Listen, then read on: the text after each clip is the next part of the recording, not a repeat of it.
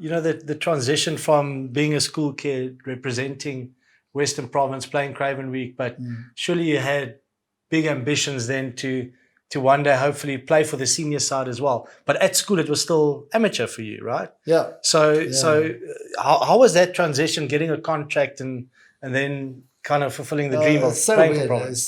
So I was in matric in 1993 and I'd already decided that I was going to play rugby. Yeah. But rugby wasn't professional yet. So luckily in 1996 it became a professional sport straight after the World Cup in 95. And in 1996 I got my first contract with Western Province. A full 10,000 rand a month. I was a very rich student at the time. Yeah. And yeah. That's a lot, 10 a monmonth. Yeah. That's more than what I got when I got out of school. Got 5. Yeah, look, it's unbelievable to think, because I played with the amateur era guys. Yeah. So those guys, most of them that were well educated, they'd gone and got degrees and doctors and whatever. And this rugby was just a hobby, So they would go away on weekends. And it'd be nice to get away from the family, and they just partied big time. It was really great to be part of an amateur side, being paid something at least, but part of an amateur side where the guys just had a different outlook. Where rugby is not your whole life. It's not your house, it's your car. Everything is dependent on rugby. So that's when it becomes really serious, So it was amazing to be with guys like Tommy Labscher and Louis Blom used to look after me. I was the smallest guy in the team, and Louis Blom used to look after me. The guys from the Transvaal wanted to bully me, but he always sorted them out. I knew he had my back. Yeah. It's I can, and even before you played for Western Province, I can remember now obviously I was still in primary school, and I can remember coming to Newlands and it was a massive trip from Paul always to come watch rugby It's a big effort to make it on time, because you used to play your sport, yeah, and then shower and eat in the car, and then you race. And what I wanted to do, I wanted to come watch the under-21s play, because you guys had an unbelievable age group team, and the VP Liga team. Yeah.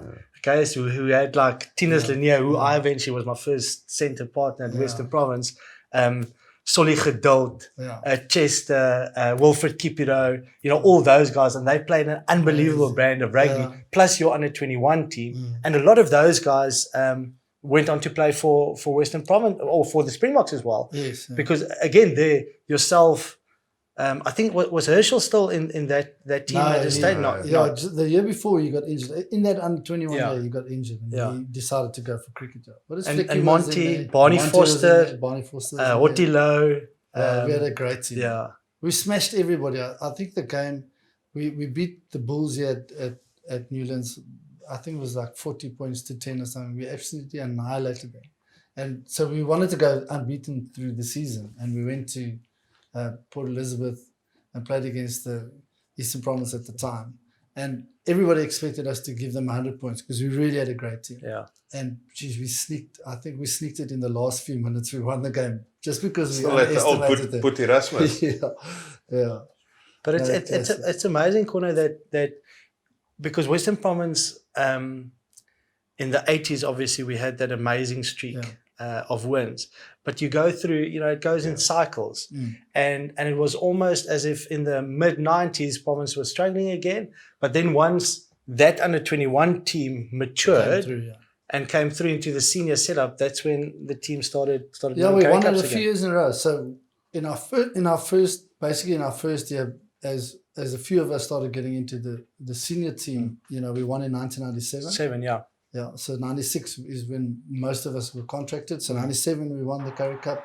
Then there was a bit of in 98 we lost in the final to the Bulls. Forward pass. 99 was forward pass. Super Rugby. Konrad Breitenbach.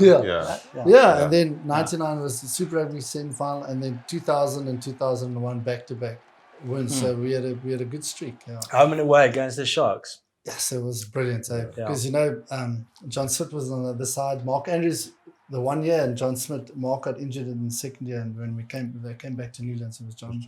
John was on the other side, and it was just nice because Rudolf Strauly was the Springbok coach, and he was involved with the Sharks. So it was quite nice to beat them back to back. It was very, very special.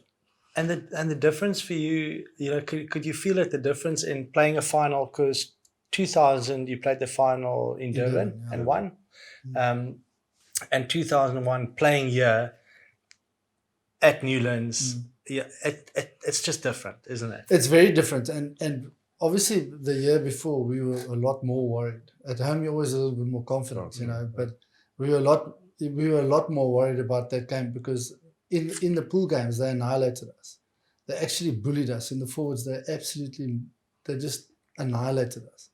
So we came up with the idea before the final and had a chat to Gert Small about it. Gert's quite conservative about these things. So we decided, no, what we'll do is we'll launch a bit of like a media campaign against them and just say how dirty they are. So we just make everybody aware that they are quite dirty. So the touch judges and the referee obviously is going to look.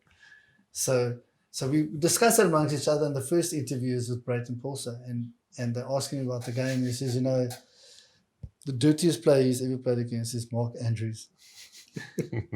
Now Mark, he was hard, he was aggressive, but he wasn't dirty. Yeah.